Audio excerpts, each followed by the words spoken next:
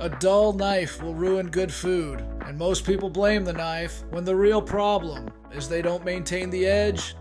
This is the Work Sharp ceramic honing rod. Angle guided, no guesswork. With great packaging and directions right on the package, it literally shows you how to use it. With 20-degree guides built in, sliding your knife heel to tip with light pressure. Yes, that's simple. Now watch this. Fresh tomato from my garden. With a dull edge, it crushes, it slides, it tears the skin instead of cutting it. That's unacceptable in my kitchen.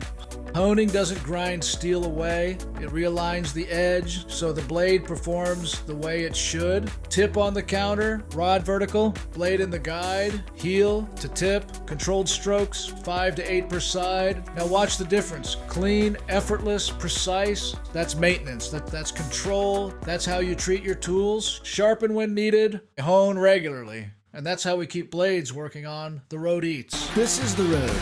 This is the journey. This is On the Road Eats. Forged in fire, fueled by flavor.